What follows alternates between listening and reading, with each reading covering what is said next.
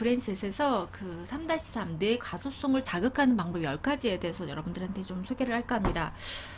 우리가 나이가 들면 단어가 잘 생각나지 않고 또 입속에서만 맴돌거나 집중력이 떨어지거나 또 운전 중에 반응 속도가 느려지는 것은 나이를 먹어서 그렇다고 한 번쯤은 변명을 해봤을 것 같습니다. 내가 이러는 것이 내 의지가 아니라 나이를 먹어서 내가 늙었나 봐 막 이렇게 가끔 변명하죠. 근데 여러분들이 앞으로는 이런 말이 안 통하게 되었습니다. 왜냐면요, 나이를 먹었다고 해서 우리 신체 나이와 뇌의 나이가 비례하지 않는다는 거죠. 나이만큼 뇌가 비례하지 않는다는 거죠. 우리가 나이를 먹었다고 늙는 것이 아니라요, 우리가 더는 열정이 식었을 때 이 뇌는 급속도로 늙어갑니다.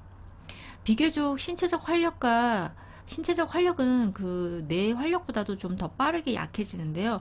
노년이 되면 우리가 무거운 물건을 들어 올리는 것은 힘들어도 노력하면 노년이 되어도 우리가 젊었을 때의 뇌력, 뇌 활동력이나 뇌를 유지할 수 있다는 거죠.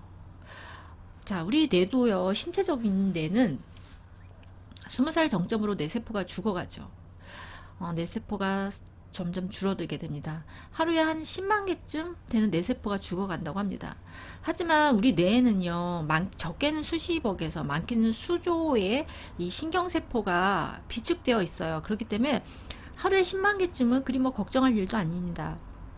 이렇게 많은 수의 신경세포, 뉴런이 서로 정보를 주고받으면서 네트워크를 형성하고 있는데요.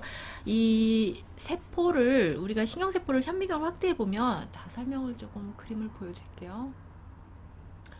자, 확대해 보면은 이제 세포체를 중심으로 그 끝에 이제 여기 세포체를 중심으로, 여기 세포체가 중심으로 그 끝에 이제 보면은 수상돌기가 있고 안테나처럼 길게 뻗은 돌긴 축삭으로 이루어져 있습니다. 그러니까 여기 보면은 이제 이렇게 안테나처럼 축삭이 있고요. 여기 축삭 말단이고 돌기가 있는데 이제 수상돌기라고 해서 우리가 여기가 정보를 받아들이는 곳이에요. 정보를. 그러니까 다른 신경세포로부터 흥분 신호를 받아들이는 것이죠. 그리고 반대로 이 축삭은요, 이 다른 신경세포의 수상돌기로 흥분 신호를 보내는 곳입니다.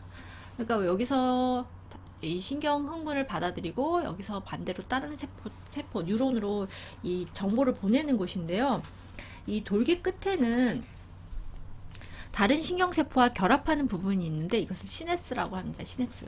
제가 다시 좀 더. 이 신경세포는 시냅스를 매개로 해서 흥분신호, 정기적 신호로 흥분신호를 주고받는 과정에서 서로 결합해서 네트워크를 형성합니다. 그래서 이 네트워크가 얼마나 이제 치밀하고 넓고 깊게 뻗어 있는 거에 따라서 뇌의 기능이 좋고 나쁨이 결정되는 것입니다. 예를 들면 제가 좀 더 부가적으로 설명하면요. 우리가 이제 뉴런이 이게 그 신경세포가 만약에 뉴런이 이제 중간에서 이렇게 절단이 되거나 하면요. 이 신경세포체 반대쪽은 유전 정보를 포함한 핵이 없어요. 핵이 없어서 더 이상 생명활동에 필요한 단백질을 만들 수 없기 때문에 천천히 죽어간다고 합니다. 예를 들어서 간혹 우리가 교통사고로 신경이 절단되는 경우가 있잖아요. 절단되면 이 신경세포체로부터 이 멀어진 부분은 만약에 여기가 잘리면 이 끝부분은 죽게 되는 거죠. 죽게 되고 명령을 보낼 수가 없어요. 그래서 우리가 마비가 오거나 감각이 무감각해지는 경우가 있는 거죠. 이 신호를 보통 정기적 신호를 받아들이는데 여기 보면은 여러분들이 여기 보면은 이제 여기 신경세포체가 있고 수상돌기 가지가 있고 그다음에 여기서 이제 정보를 받아가지고 이 축삭돌기를 해서 이제 다른 신경세포로 정보를 또 보내는 역할을 하는데 이 끝부분을 서로 이제 시냅스라고 해서 신경세포가 결합하는 부분을 시냅스라고 해요. 근데 여기가 이제 신경전달 물질, 예를 들면 여기가 이제 여기 말단에 도달하면 신호를 전달하기 위해서 화학물질이 분비되는데 이게 보통 신경전달물질이라고 그러죠.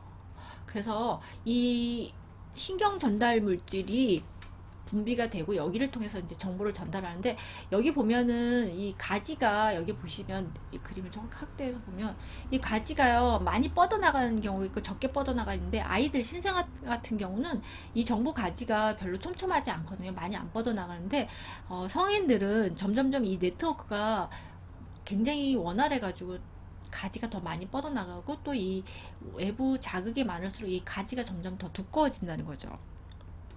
그래서 여러분들이 이 네트워크가 얼마나 치밀하냐, 그리고 또 얼마나 넓고 깊게 뻗어 있냐에 따라서 뇌의 기능이 좋고 나쁨이 결정된다는 거죠.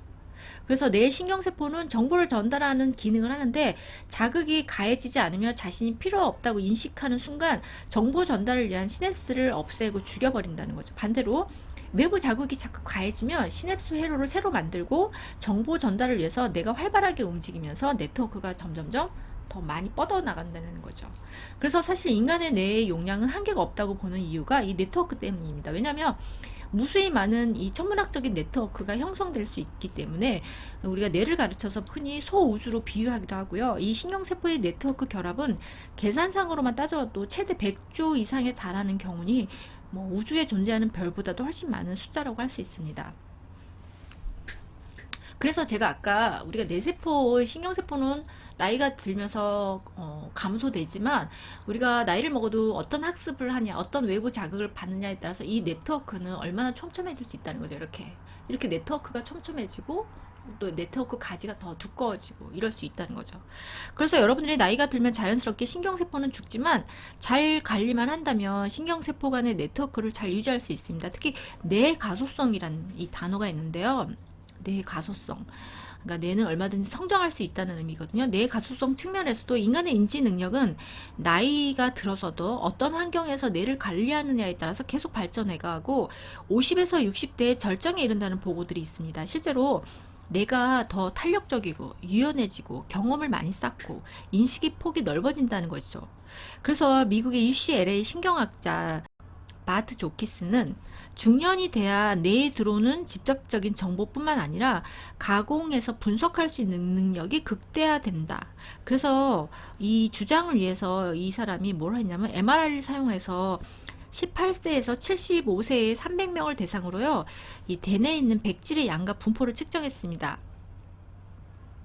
대상은요, 이 알츠하이머나 파킨슨 등 뇌질환을 앓고 있는 사람과 건강한 젊은이들이었죠. 그 결과 건강한 50대 신중년 대부분은 중요한 사고를 담당하는 전두엽과 측두엽에 있는 이 미엘린 양이 절정이었다고 합니다. 이 미엘린 양은 뭐냐면요, 우리가 이게 신경세포를 싸고 있는 막에 있는 이 막을 미엘린이거든요. 근데 이 우리가 왜 전선줄에 보면 줄을 싸고 있는 외부 막이 여러분들이 잘 싸져 있어야지 이 전기적 자극이 잘 전달이 되잖아요. 근데 이게 만약에 껍질이 벗겨져 있다든지 그러면 여러분들이 자꾸 이 전기적 자극이 외부로 새거나 잘 전달이 안 될 수 있잖아요. 그거가 똑같거든요. 그래서 이 축삭의 신경의 끝을 싸고 있는 막을 우리가 미엘린이라고 하거든요. 근데 이 미엘린의 양이 가장 많은 나이가 50대라는 거죠. 50대. 그리고 뇌는요, 신경세포, 회백질, 백질로 구성이 되어 있는데 이 중에서 백질은 신경세포를 연결하는 중요한 기능을 담당합니다. 그래서 여기서 미엘린이라는 것은 여기 나오네요. 미엘린은 지방성 물질이 미세한 신경소물을 감싸줍니다. 그래서 미엘린은 신호가 전달되는 동안에 신호가 톡톡 튀거나 합성되는 것을 방지해줍니다. 그러니까 결론적으로 나이가 들어서도 뇌는 전체적인 조직을 젊을 때보다도 더 정교하게 잘 작동하고 있다는 주장이죠. 그 사람의 이 주장은 이 미국의 UCLA 신경학자의 이 사람의 그 주장은 결론적으로 젊은 사람보다 50대에서 가장 뇌가 건강하다는 얘기입니다. 그 예로 이제 어떤 또 주장을 했냐면요. 천재적인 예술가들이 보면 우리가 뭐 천재적인 작가라든지 예술가라든지 음악가라든지 이런 사람들 있잖아요. 저술활동이나 창조적인 활동하는 작가, 뭐 미술가, 음악가 이런 사람들 봤더니 만년에 나이가 들어서 본인의 대표작을 완성하는 인물들이 더 많았다는 거죠. 예를 들면 우리 음악가 하이든은 66세에 천지창조를 창조했고요. 소포클레스는 75세에 오이디푸스 왕을 집필했다고 합니다. 그리고 게테는요 81세에 파우스트를 탈고했고요. 그리고 미국의 심리학자 앤더슨 에릭스는 천재는 태어나는 것이 아니고 만들어지는 것이라고 했습니다. 여기서 그러니까 천재가 만들어지는 것은 70%의 노력과 29%의 좋은 환경과 1%의 영감이라고 했습니다. 그러니까 70%의 노력, 29%의 환경과 1%의 영감. 실제로 우리가 천재라고 알려진 아인슈타인도 뇌를 10% 정도만 사용했고 보통 사람들은 10% 미만의 뇌를 사용한다고 합니다. 그래서 아인슈타인 사후에 이 뇌를 연구한 신경과학자들이 아인슈타인 뇌 속에는 평범한 사람들의 머리 안에 없는 특별한 조직이 발견되지 않았다는 거죠. 그냥 보통 사람들하고 똑같았는 거였다는 거죠. 보통 사람들, 그러니까 뭐 특별한 조직이 발견되지 않았을 뿐 아니라 천재나 보통 사람이나 문제를 해결할 때는 동일하다는 거죠. 그래서 인간의 CEO 역할을 하는 이 전두엽의 기능을 잘 유지하고 관리하는 것이 관건입니다. 그래서 전두엽의 기능 중에서 이 전략적 집중력은 우리가 보통 이 어린 20, 30대가 가장 낮아요. 이 집중력이 낮은 나이라고 생각해 보시면 돼요. 집중력이 사실 여러분들이 젊은 친구들이 집중력이 낮거든요. 가장 낮고, 그 다음에 통합적 추론력. 우리가 추론하는 능력은 우리가 보통 20대가 가장 높을 거라고 생각했었어요. 보통 사람들. 근데 추론 능력은요, 65세 이상의 노인들이 가장 뛰어났다고 합니다. 그러니까 우리가 추리소설을 읽을 때 가장 범인을 잘 지목할 수 있는 나이가 65세라는 거죠. 그 다음에 여러분들이 아까 제가 뭐 창의력이나 앨런 머스크 얘기를 많이 했었는데, 혁신적 사고력은요, 여러분들 잘 들으세요. 46세에서 65세가 가장 뛰어났다고 합니다. 그러니까 여러분들이 어떤 스타트업을 20대가 가장 많이 스타트업을 창업을 하지만 실제로 가장 일을 잘할 수 있는 사람들은 나이는 46세에서 65세고요. 실제로 그러니까 스타트업을 창업을 한 사람들은 20대가 가장 많았지만 가장 성과를 낸 사람들은 46세에서 65세라는 얘기가 맞습니다. 그래서 결론적으로 여러분들이 나이를 먹었다고 노화가 되고 절망할 일이 아니라 40대 이후에 중년의 내가 가장 스마트하고 섹시하다고 볼 수 있겠죠.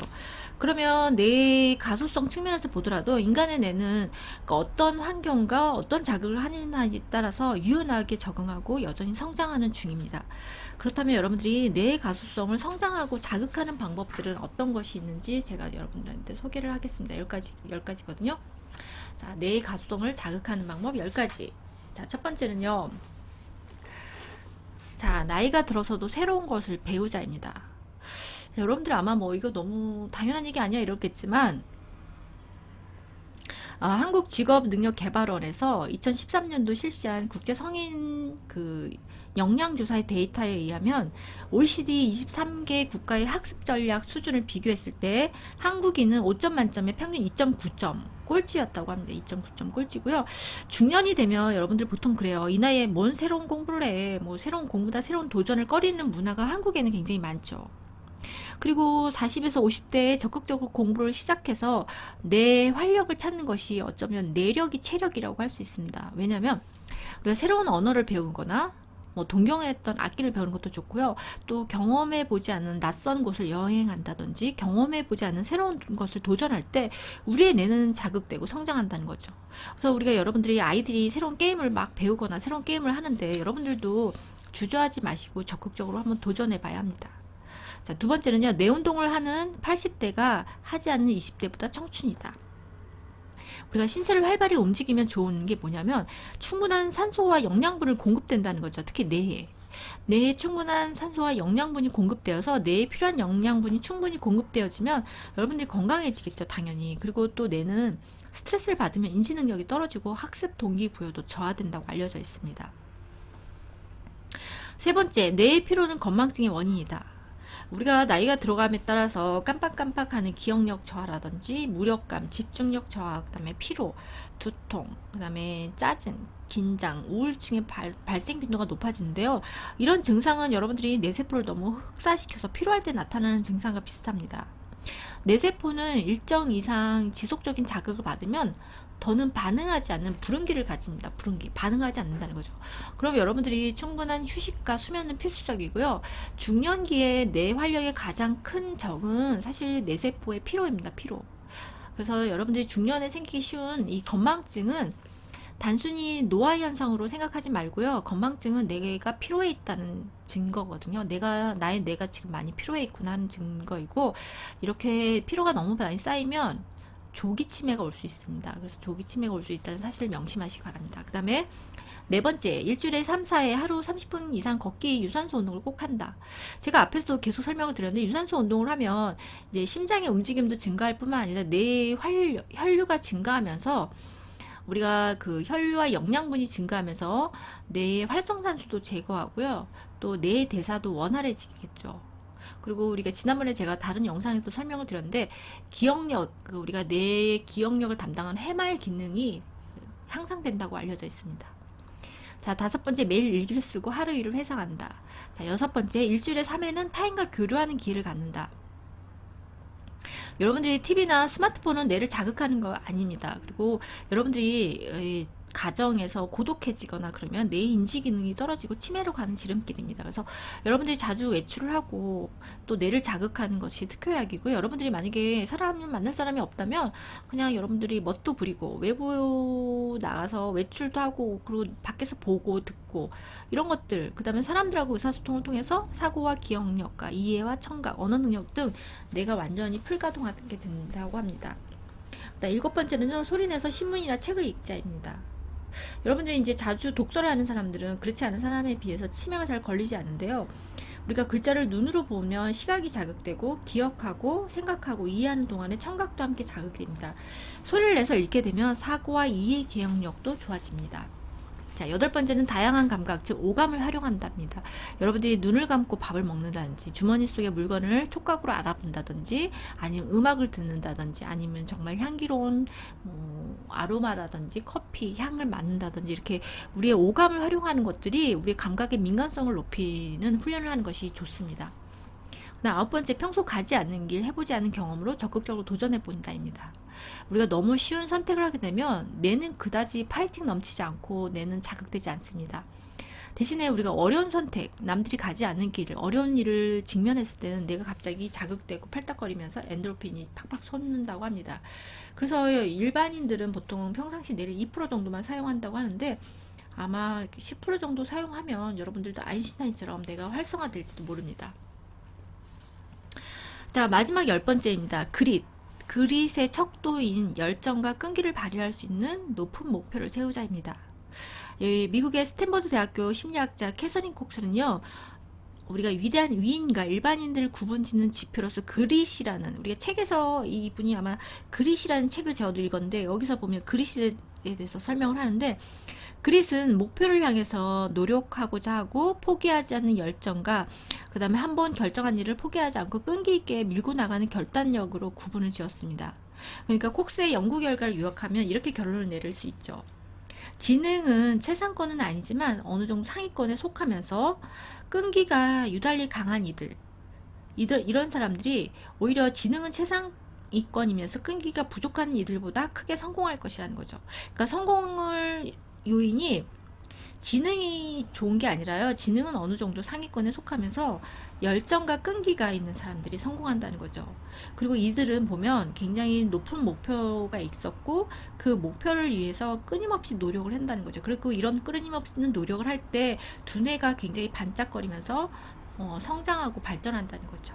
네, 이렇게 해서 뇌의 가수성을 자극하는 방법 10가지에 대해서 설명을 좀 드렸습니다. 여러분들한테 도움이 됐으면 좋겠고요. 여러분들 나이가 지금 어느 정도인지 제가 알 수는 없지만 분명한 거는 여러분들의 기억력은 떨어질지 모르지만 그리고 뇌세포가 증가할지 모르지만 뇌세포는 감소할지 모르지만 뇌의 네트워크가 여러분들이 성장하는 한 여러분들은 아까 제가 말씀드렸죠. 65세 이상의 노인들이 추론 능력이 가장 좋았고 그 다음에 혁신적 사고력이 46세에서 65세가 가장 뛰어나다고 하잖아요. 그래서 여러분들 앨런 머스크가 지금 지구상에서 가장 혁신가로 알려져 있는데 앨런 머스크 나이가 몇 살인 줄 아세요? 70년생이에요. 그러면 우리나라 나이로 치면은 51세예요. 51세. 그러니까 50대란 얘기죠.